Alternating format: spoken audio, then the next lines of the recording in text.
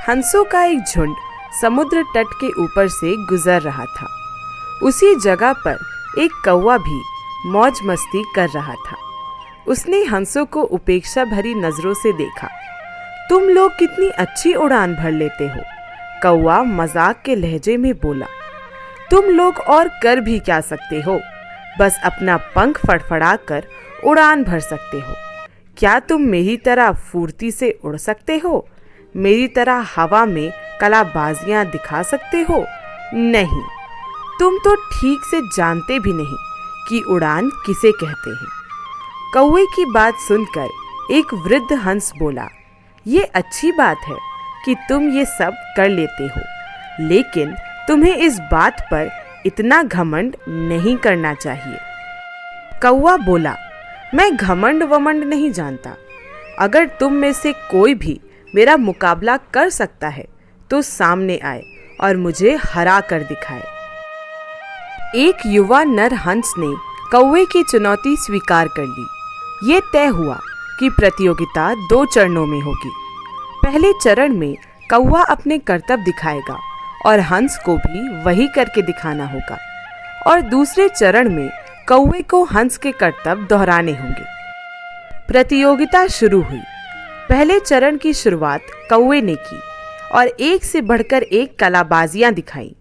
वह कभी गोल गोल चक्कर खाता तो कभी जमीन छूते हुए ऊपर उड़ जाता। वही हंस उसके मुकाबले कुछ खास नहीं कर पाया।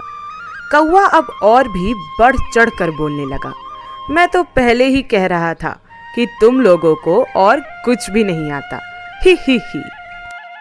फिर दूसरा चरण शुरू हुआ। हंस ने उड़ान भरी और समुद्र की तरफ उड़ने लगा। कौवा भी उसके पीछे हो लिया। ये कौन सा कमाल दिखा रहे हो? भला सीधे सीधे उड़ान भी कोई चुनौती है? सच में तुम मूर्ख हो, कौवा बोला। पर हंस ने कोई जवाब नहीं दिया और चुपचाप उड़ता रहा। धीरे धीरे वे जमीन के बहुत दूर होते गए और कौवे का बड़बड़ाना भी कम होता गया और कुछ देर में बिल्कुल ही बंद हो गया। कौवा अब बुरी तरह थक चुका था, इतना कि अब उसके लिए खुद को हवा में रखना भी मुश्किल हो रहा था और वो बार बार पानी के करीब पहुंच जा रहा था। हंस कौवे की स्थिति समझ रहा था, पर उसने अनजान बनते हुए कहा, तुम बार बार पानी क्यों छू रहे हो? क्या ये भी तुम्हारा कोई कर्तव्य है? नहीं, कौवा बोला, मुझे माफ कर दो, मैं अब बिल्कुल थक चुका हूँ और यदि तुमने मेरी मदद नहीं की तो मैं यहीं दम तोड़ दूंगा। मुझे बचा लो, मैं अब कभी भी घमंड नहीं दिखाऊंगा। हंस को कौवे पर दया आ गई। उसने सोचा कि चलो, कौवे ने सबक तो सीख ही लिया है, अब उसकी जान बचाना ही ठीक होगा। और वो कौवे को अपनी पीठ पर बैठाकर वापस तट की ओर उड़ चला। दोस्तों, हमें इस बात को समझना चाहिए कि भले ही हमें पता ना हो, पर हर किसी में कुछ ना कुछ गुण होता है जो उसे विशेष बनाता है।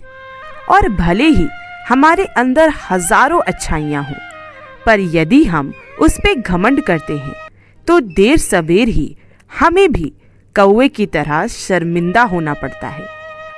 इसलिए ध्यान रखिए कि कहीं जाने अनजाने में आप भी कौवे वाली गलती तो नहीं कर रहे हैं। तो दोस्तों, ये थी एक बहुत ही अच्छी कहानी।